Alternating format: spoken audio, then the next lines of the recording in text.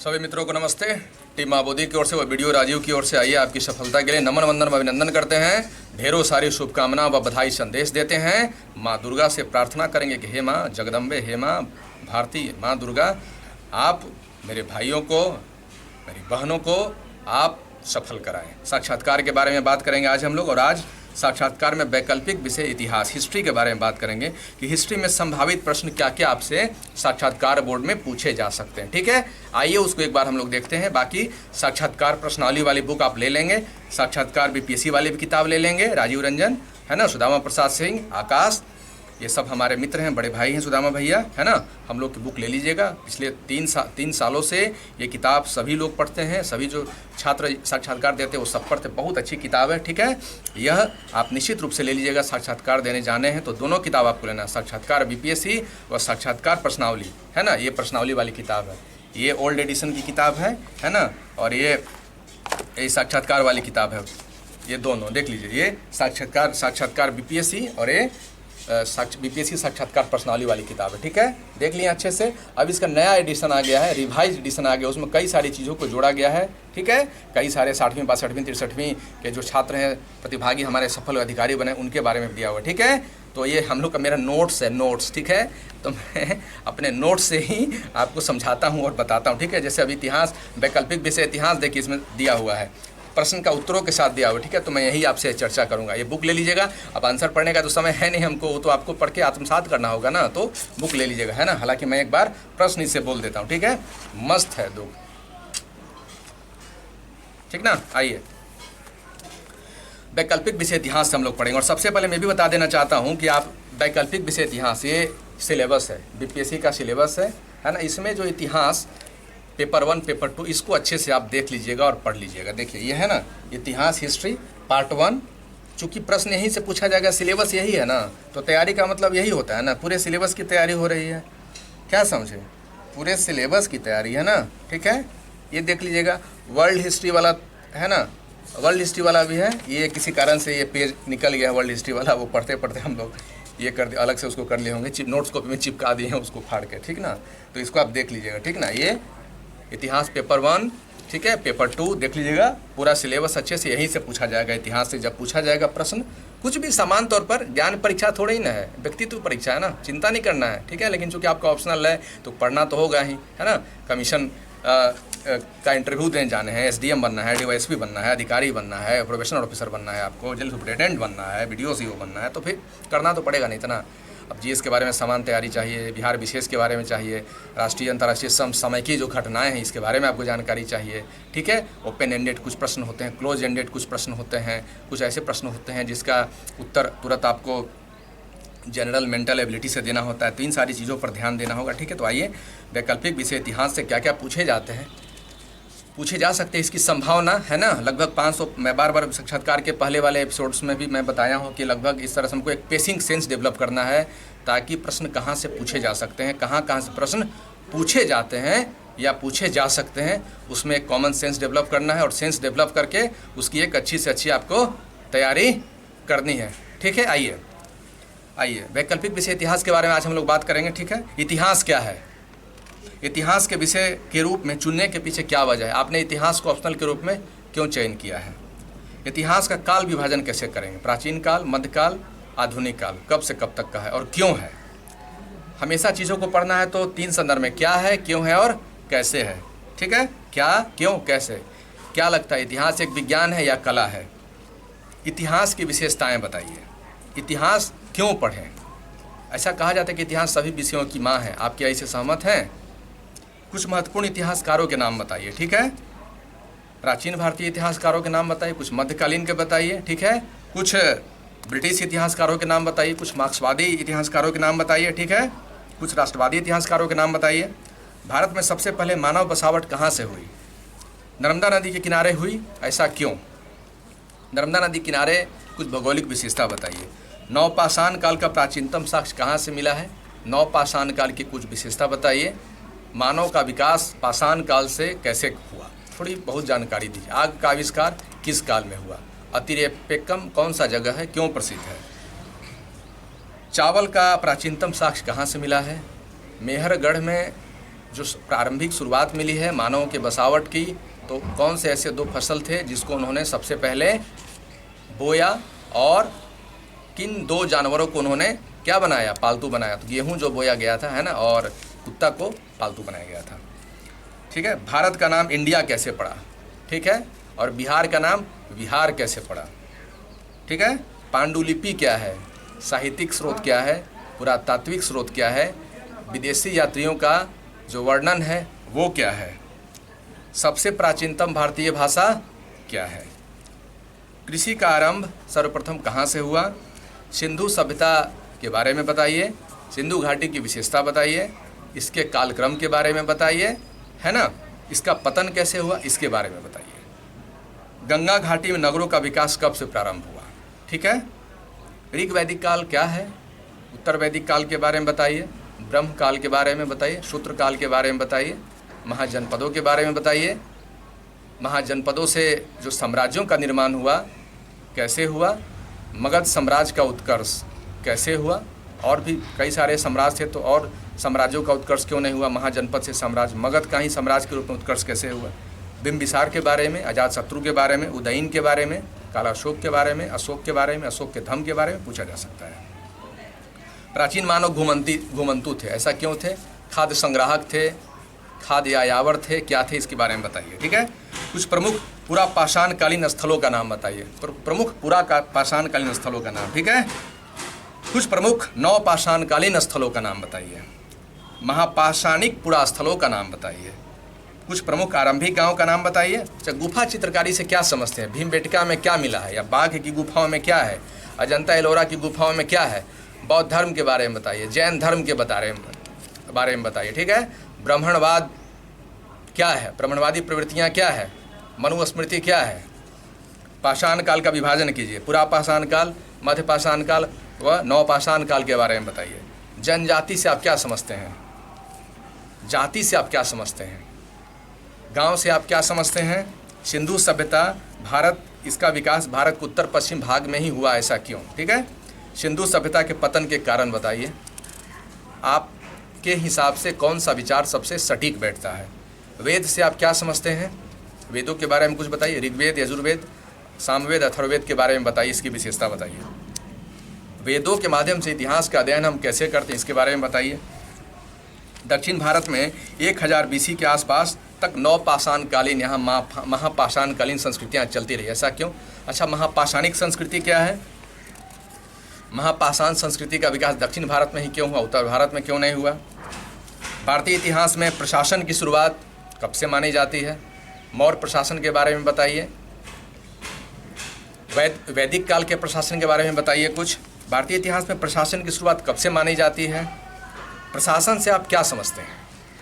वर्ण या वर्ण व्यवस्था से आप क्या समझते हैं? वर्ण आश्रम व्यवस्था, क्या यह सही है? क्या लगता है आपको, भारत के विकास में इसकी भूमिका है या भारत के विनाश में इस वर्णाश्रम व्यवस्था की भूमिका है? बताइए। आर्य एवं अनार्य के बीच, आर्य अनार्य कौन है? आर्य कहाँ से आए थे? आर्य अनार्य के बीच विवाद का कारण क्या है? 1500 BC के आसपास ही आर्यों का आगमन क्यों हुआ? उसके पहले क्यों नहीं, उसके बाद में क्यों नहीं, इसी समय काल में क्यों हुआ? ठीक है। प्रशासन के विकास में 1000 वर्षों का एक लंबा समय लगने का क्या कारण है? प्रशासन के विकास में 1000 साल समय लगा, लगभग ऋग वैदिक काल से उत्तर वैदिक काल तक।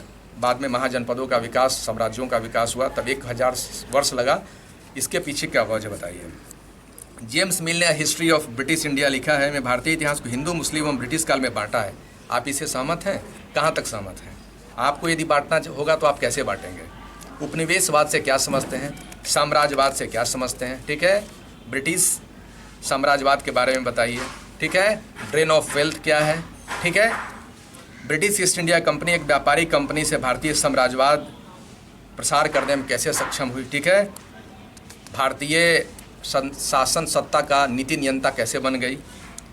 कंपनी ने अपने साम्राज्य निर्माण के आधार के रूप में बंगाल का ही चुनाव क्यों किया? भारत में उसका विरोध हुआ तो सफलता क्यों नहीं मिली? 57 की क्रांति के बारे में बताइए। नील आंदोलन के बारे में बताइए। किसान सत्याग्रह के बारे में बताइए। किसानों के आंदोलन, जनजातियों के आंदोलन, बिरसा मुंडा आंदोलन क्या है, इसकी सफलता के बारे में बताइए। कोल आंदोलन के बारे में बताइए। ठीक है। कोल भील जो आंदोलन हो उसके बारे में बताइए। ठीक है। संथाल विद्रोह के बारे में बताइए क्या जानते हैं, एवं अन्य आदिवासी जनजातीय विद्रोह के बारे में बताइए। ठीक है। ईस्ट इंडिया कंपनी अन्य यूरोपीय कंपनियों से श्रेष्ठ कैसे साबित हुई? आंग्ल फ्रांसीसी युद्ध के बारे में पूछा जा सकता है, आंग्ल फ्रेंच के बारे में पूछा जा सकता है। ठीक है। तो सफलता कैसे प्राप्त हुई ब्रिटिश ईस्ट इंडिया कंपनी को, इसके बारे में बताइए। कुछ एक्ट के बारे में पूछा जा सकता है, जैसे 1813 का चार्टर एक्ट था, 1773 का रेगुलेटिंग एक्ट हुआ, या 1858 का जो एक्ट हुआ, 1909 का मॉर्ले मिंटो अधिनियम हुआ, 1935 का भारत शासन अधिनियम हुआ, पूछा जा सकता है। भारत में आधुनिक काल की शुरुआत कब से मानी जाती है? ठीक है। 1761, 1757, 1707 तीनों में आप क्या बेस्ट मानते हैं? आपके हिसाब से क्या होना चाहिए, क्यों? ठीक है। आधुनिक काल से आप क्या समझते हैं? भारतीय इतिहास का काल विभाजन कीजिए। रामायण एवं महाभारत किस काल से संबंधित है? ठीक है। दास व्यापार की शुरुआत कब से हुई? अफ्रीका से ही क्यों हुई? ठीक है। यूरोपीय कंपनियों भारत की ओर आकर्षित क्यों हुए? इसके कारण बताइए। ब्रिटिश शासन के प्रति एक लंबे समय तक भारत में समर्थन का क्या कारण रहा? लंबे समय तक समर्थन, इसके पीछे कारण बताइए। भारतीय राजतंत्रात्मक व्यवस्था एवं प्रत्यक्ष ब्रिटिश शासन में क्या अंतर है? ठीक है। देसी रियासतों में आंदोलन देर से शुरू हुआ, इसके पीछे क्या कारण है? कुछ प्रमुख देसी रियासतों के आंदोलन के बारे में बताइए। टीपू सुल्तान को आप एक व्यक्ति के रूप में कैसे देखते हैं, एक शासक के रूप में कैसे देखते हैं? टीपू सुल्तान के द्वारा कुछ जो सुधारात्मक कल्याणकारी प्रयास किए गए हैं उसके बारे में बताइए। क्या लगता है टीपू सुल्तान एक धर्मनिरपेक्ष शासक थे? टीपू सुल्तान अंग्रेजों के लिए सबसे बड़ा खतरा था, क्या आप सहमत हैं? बताइए। जनजातीय विद्रोह क्यों हुए? बताइए। 1857 का विद्रोह उत्तर भारत के क्षेत्र में ही क्यों सफल रहा या क्यों हुआ? दक्षिण भारत में क्यों नहीं, पूर्व में क्यों नहीं? 1857 क्रांति से बौद्धिक वर्ग, ठीक है, क्यों पीछे रहे या शामिल क्यों नहीं हुए, पृथक रहे? ब्रिटिश काल के दौरान विशहरीकरण हुआ, क्या आप इस सहमत हैं? विऔद्योगिकरण व विशहरीकरण से आप क्या समझते हैं? ठीक है। जन विद्रोह विशेषकर अवध में ही क्यों हुआ, या जन विद्रोहों की जो एक परंपरा रही, प्रणाली रही, इसके बारे में बताइए कुछ। सुलह कुल की नीति क्या है? अकबर की सुलह कुल व अशोक के धम्म की नीति में अंतर बताइए। अकबर महान या अशोक महान, क्यों? अतीत में विदेशी किसे माना जाता था? त्रिपक्षीय संघर्ष किसके बीच था, इसे आप क्या समझते हैं? इकता व्यवस्था के बारे में बताइए। मनसबदारी व्यवस्था के बारे में बताइए। जागीरदारी व्यवस्था के बारे में बताइए। सामंतवादी व्यवस्था के बारे में बताइए। ठीक है। अग्रहार के बारे में बताइए। भूमि अनुदान व्यवस्था के बारे में बताइए। नयनकार और अयंगर व्यवस्था, इसके बारे में बताइए। ठीक है। इकता व्यवस्था, जागीरदारी क्या है, मनसबदारी क्या है, पिटरा ड्यूड़ा शैली क्या है, अलवार नैनार कौन थे, उनके बारे में। अंग्रेजी शासन के लाभ बताइए। क्या लगता है आपको, ब्रिटिश शासन ने भारत पर उपकार किया? अच्छा, कौन कौन से लाभ हैं ब्रिटिश शासन से? ब्रिटिश शासन की देन बताइए। ठीक है। आज वर्तमान में भी ब्रिटिश शासन से हम लोग को क्या क्या फ़ायदा है? ठीक है। ब्रिटिश शासन का भारत पर क्या बुरा प्रभाव पड़ा, ये बताइए। नेहरू रिपोर्ट क्या है? ठीक है। मुस्लिम लीग ने प्रत्यक्ष कार्रवाई दिवस के बारे में बताइए आप। ठीक है। प्रत्यक्ष कार्रवाई दिवस क्या जानते हैं? भारत विभाजन के लिए कौन जिम्मेवार है? नेहरू, जिन्ना, गांधी जी, कांग्रेस या कौन, या ब्रिटिश? बताइए। ठीक है। क्या औरंगजेब एक धर्मांध शासक था? बताइए। मुगल साम्राज्य के पतन में औरंगजेब को आप कहाँ तक जिम्मेवार मानते हैं, कहाँ तक दोषी मानते हैं? इतिहास कैसे प्रशासन में मदद करता है?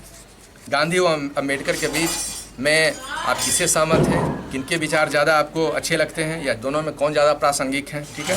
भारतीय इतिहास का सबसे बड़ा युद्ध आप किसे मानते हैं? सबसे बड़ा युद्ध। इतिहास की कौन सी घटना आपको सबसे ज़्यादा प्रभावित करती है?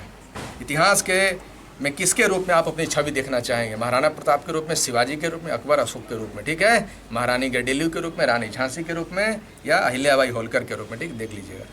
अशोक निर्दयी होते हुए भी महान शासक था, क्या आप मानते हैं? भारतीय इतिहास में आज तक का सबसे बड़ा कल्याणकारी शासक कौन हुआ?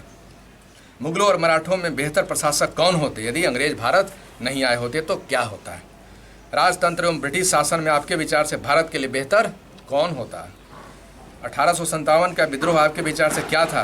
गदर, विद्रोह, क्रांति या कुछ और?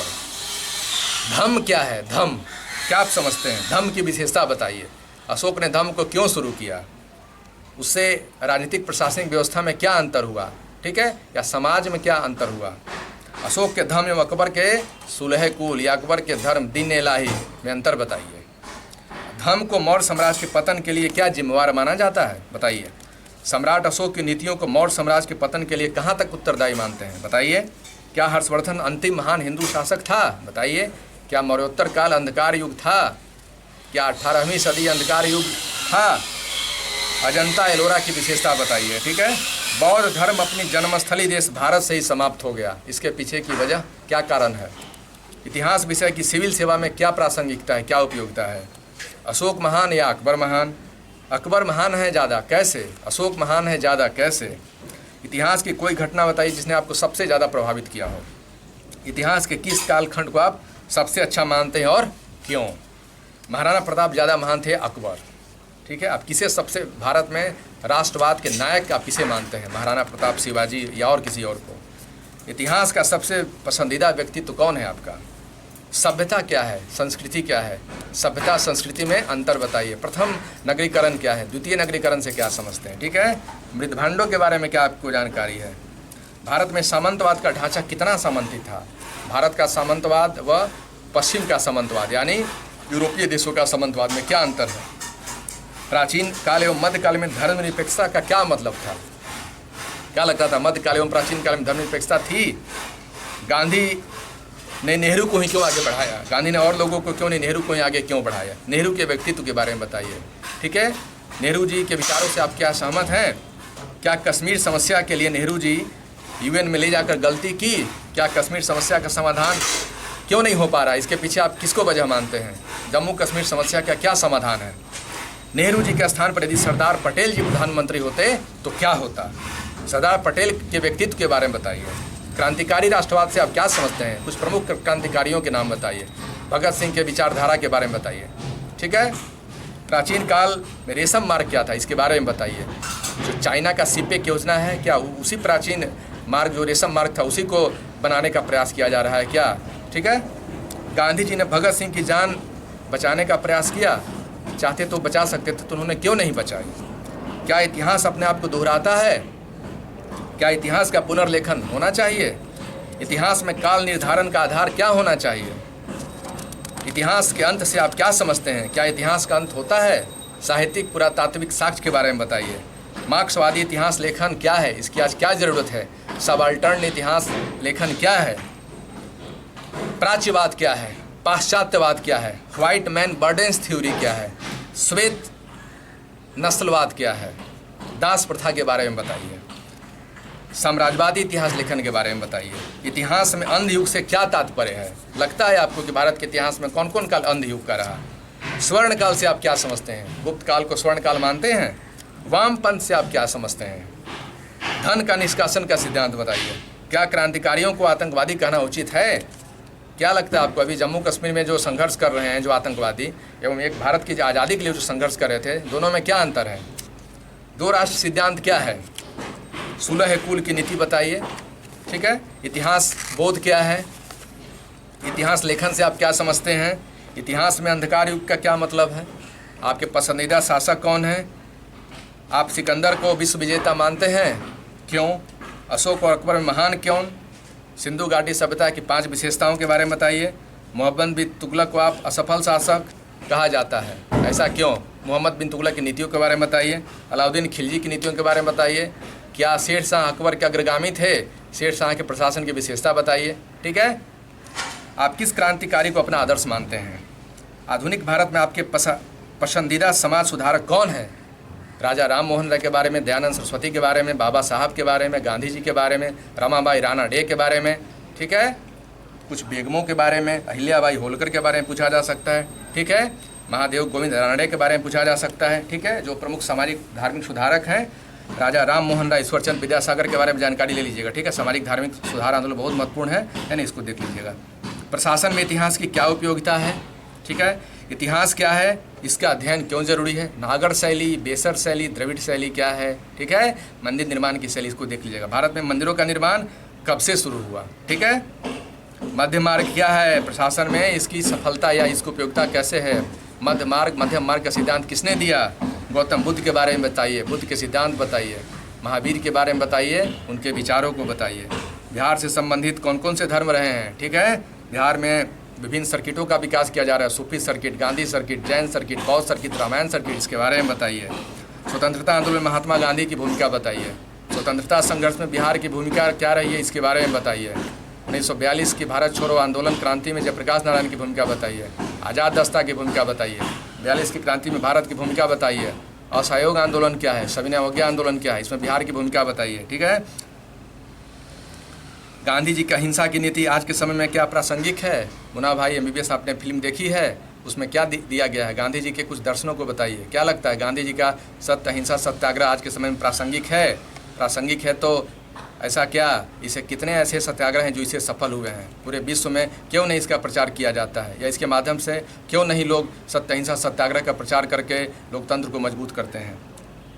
आज भी हमारे कई सारे देशों में लोकतंत्र नहीं है, तानाशाही शासन है या राजतंत्र है, उसके बारे में विचार बताइए। ठीक है, अशोक के धम्म के बारे में बताइए, शेरशाह के प्रशासन के बारे में बताइए, गांधी जी अम्बेडकर के बीच समानता असमानता बताइए, पूना पैक्ट के बारे में बताइए। ठीक है, मॉडल मिंटो सुधार अधिनियम के बारे में बताइए, 1935 का अधिनियम की विशेषता बताइए, 1947 जो स्वतंत्रता अधिनियम रहा उसके बारे में बताइए, माउंटबेटन के बारे में आप क्या जानते हैं? ठीक है, भारत विभाजन में आप किसकी भूमिका प्रमुख मानते हैं? मनसबदारी व्यवस्था जागीरदारी व्यवस्था क्या है? गांधी जी भगत सिंह में आप सच्चा देशभक्त दोनों में किसे मानते हैं? ठीक है, स्वर्ण काल से क्या तात्पर्य है? सभ्यता संस्कृति में अंतर बताइए। क्या इतिहास का दोबारा लेखन होना चाहिए? 57 की क्रांति का विद्रोह मानते हैं? क्रांति क्या है? एकता व्यवस्था क्या है? मौर्य प्रशासन की विशेषता बताइए। उपनिवेशवाद से क्या समझते हैं? प्रमुख इतिहासकारों के नाम बताइए। इतिहास पढ़ना क्यों जरूरी है? यूरोपियों के सफलता के क्या कारण थे? यूरोपीय कंपनियों की सफलता के? राष्ट्रवाद का उत्थान बताइए। ठीक है, क्या रामायण महाभारत ऐतिहासिक ग्रंथ है? विश्व इतिहास की प्रमुख घटना बताइए। भारत विभाजन के लिए उत्तरदायी कौन है? नेहरू जिन्ना। ठीक है, जर्मनी के एकीकरण के बारे में, फ्रांस के बारे में, नेपोलियन के बारे में, रूसी क्रांति के बारे में, फ्रांसीसी क्रांति के बारे में, अमेरिकी क्रांति के बारे में, दास व्यापार के बारे में, नव राष्ट्रवाद के बारे में, नैम के बारे में, पंचशील के बारे में, विभिन्न वैदेशिक नीतियों के बारे में भी इतिहास से प्रश्न पूछे जा सकते हैं। आप पूरा इसका एक सिलेबस देख लीजिएगा। ठीक है, मैं ऐसे तेज़ी से बोल देता हूँ। सिंधु घाटी सभ्यता के बारे में है ना, उद्गम विस्तार प्रमुख विशेषताएं, महानगर व्यापार देख लीजिएगा, वैदिक सभ्यता, वैदिक साहित्य, वैदिक युग का क्षेत्र विकास, संस्कृति, समानता असमानता, राजनीति सामाजिक, ठीक है, धार्मिक विचार देख लीजिएगा। मौर्य काल के पहले धार्मिक आंदोलन, जैन धर्म, बौद्ध धर्म, सामाजिक आर्थिक स्थिति, मगध साम्राज्य, गणतंत्र देख लीजिएगा। मौर्य साम्राज्य में देख लीजिएगा साधन साम्राज्य का उद्भव, वृद्धि, प्रसार, है ना, अशोक की नीति देख लीजिएगा। मौर्योत्तर काल में देख लीजिएगा आप, ठीक है, कला देख लीजिएगा एवं अन्य कुछ जो प्रमुख शासक हैं कुषाण जैसे, उनको देख लीजिएगा। गुप्त काल में देख लीजिएगा गुप्त साम्राज्य का उदय है, प्रशासन है, अर्थव्यवस्था सहित कला, धर्म, है ना। गुप्त काल में स्वर्ण काल, कला संस्कृति के क्षेत्र में क्यों देख लीजिएगा। कुछ वैज्ञानिक विकास हुआ, विज्ञान प्रौद्योगिकी का विकास देख लेना है इसको, ठीक है। अब आइए आगे, मौखरी हर्षवर्धन के बारे में जानना है, ठीक है। उनका काल, साउथ के इतिहास में संगम काल, पल्लव चालुक्य के बारे में, है ना, समाज प्रशासन कला के बारे में, विज्ञान प्रौद्योगिकी शिक्षा के बारे में, धर्म के बारे में। मेडाइवल में देख लीजिएगा राजनीतिक सामाजिक दशा, राजपूत की नीतियाँ, सामाजिक संरचना, व्यापार वाणिज्य, कला, धर्म, दर्शन, ठीक है। राष्ट्र इतिहास, स्थानीय स्वायत्त प्रशासन देख लीजिएगा, चोल का विशेष करके, मोहम्मद गजनवी का आक्रमण देख लीजिएगा, ठीक है। गौरी का भी देख लीजिएगा, दिल्ली सल्तनत का स्थापना देख लीजिएगा। उत्तर भारत में क्या परिस्थितियाँ रहा, ठीक है। खिलजी साम्राज्य देख लीजिएगा, उसके प्रशासन देखना है, आर्थिक विकास देखना है। मोहम्मद बिन तुगलक, उसकी नीतियों को देखना है। फिरोज शाह तुगलक की नीतियों को देखना है। दिल्ली सल्तनत का विकास, ठीक है, इसको देखना है। राज का स्वरूप देखना है दिल्ली सल्तनत में, संस्थाएं, कृषक समाज, शहरी केंद्र, व्यापार वाणिज्य, शिल्प, उद्योग, प्रौद्योगिकी, ये सब भी देख लेना है। फिर भारतीय संस्कृति पर इस्लाम का प्रभाव देखना, हाँ बहुत पूछा, इंपॉर्टेंट है। भक्ति सुख के आंदोलन देख लेना है। गंगा जमुनी संस्कृति देखना है। भक्ति संतों का, महाराष्ट्र धर्म क्या है, वैष्णव धर्म, मलबार, नैनार, मुस्लिम सामाजिक जीवन पर हिंदू समाज का प्रभाव, विजयनगर साम्राज्य, इसकी उत्पत्ति देख लेना है। साहित्य कला में विकास देखना है, ठीक है। इसका प्रशासन देखना है, देख लीजिएगा। इतिहासकार के बारे में, इतिहासकारों के बारे में, शिलालेखों के बारे में देखना है, जानना है, ठीक है। इसके बाद में मुगल साम्राज्य के बारे में, बाबर के बारे में, ठीक है। भारतीय समुद्र में पुर्तगाली नियंत्रण, अकबर के बारे में, अशोक के बारे में, है ना, शेरशाह के बारे में, शेरशाह का राजनीतिक प्रशासनिक व्यवस्था, राजा सैनिक प्रशासन, अकबर की नीति, राजनीतिक धार्मिक नीति, ठीक है, राजनीतिक एकता। मध्यकाल में देख लीजिएगा क्षेत्र भाषा का विकास, कला वास्तुकला का विकास, विशेषकर मुगल काल में, ठीक है।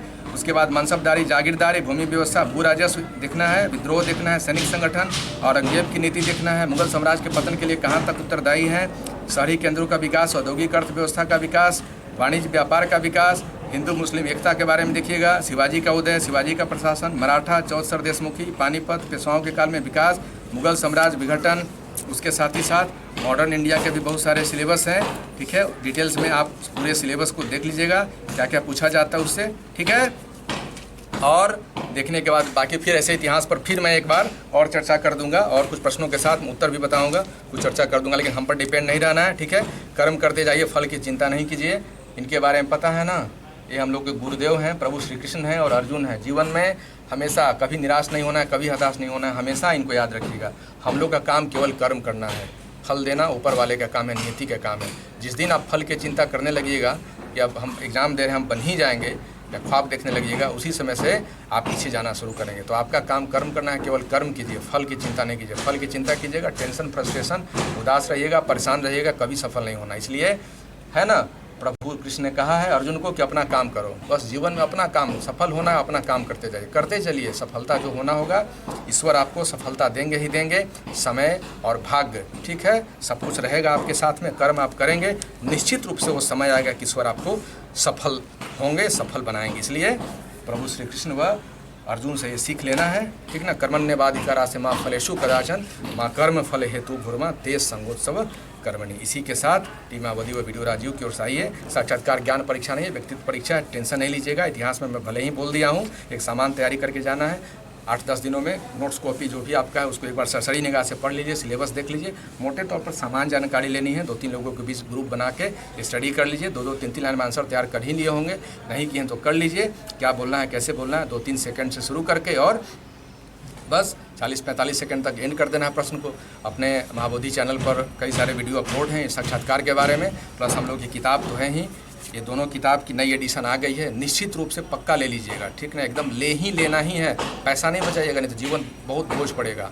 कई हमारे मित्र होते हैं 100-200 के कारण बुक नहीं, 100-200 मेरे पास थोड़ी ना आएगा। तो सामाजिक कल्याणार्थ काम आप ही लोग के लिए किए हैं, अपना कई परीक्षा फेल करके इस दोनों किताब को लिखे हैं। तो ले लीजिएगा, पढ़िएगा, निश्चित रूप से आपके बड़े काम की चीज़ होगी, ठीक ना। और इसके अलावा अपने दिल से पूछिएगा, अपनी आत्मा से बात कीजिएगा, आत्मा ही आपका गुरु है। अब दीपो भव, क्या करना है, कैसे करना है, ठीक है। बाकी ईश्वर सफल करेंगे, कर्म आपका रहेगा, ईश्वर का आशीर्वाद रहेगा, तो निश्चित रूप से सफल होने से कोई दुनिया की ताकत नहीं रोकेगी। लेकिन हमेशा कर्म कीजिएगा, फल की चिंता नहीं कीजिएगा। इस कोरोना के समय में, इस महामारी के समय में, है ना, चारों तरफ से अंधकार और निराशा छाई हुई है। ऐसे में आपका मनोबल, आपका आत्मविश्वास, ईश्वर पर आस्था ही आपकी सबसे बड़ी मजबूती है। वह उद्यमिता, वह साहसीपन ही सबसे बड़ी आपकी शक्ति है। इसलिए ईश्वर पर भरोसा रखिएगा, अपने आत्मा पर भरोसा रखिएगा, तन मन से लगिए, सफल होइए। नया बिहार, नया भारत बनाना है, मिलके बिहार के लोगों के लिए सेवा करना है, आँख से आंसू पोंछना है, उनके पेट में भोजन देना है और चेहरे पर मुस्कुराहट लाना है। मिल के काम करेंगे। आइए टीम महाबोधि किया आप की ओर से आपको नमन वंदन अभिनंदन, हृदय से आपकी सफलता की कामना करते हैं। माँ गंगा के जल की हर बूंद आपको आशीष आशीर्वाद दे और सफलता होने के बाद यही गुरु दक्षिणा है कि टीम महाबोधि को आप और मजबूत करेंगे। और हमारा मकसद है कि बिहार के 10.5 करोड़ लोगों तक जाएँ हम लोग और 10.5 करोड़ लोगों के बीच जाके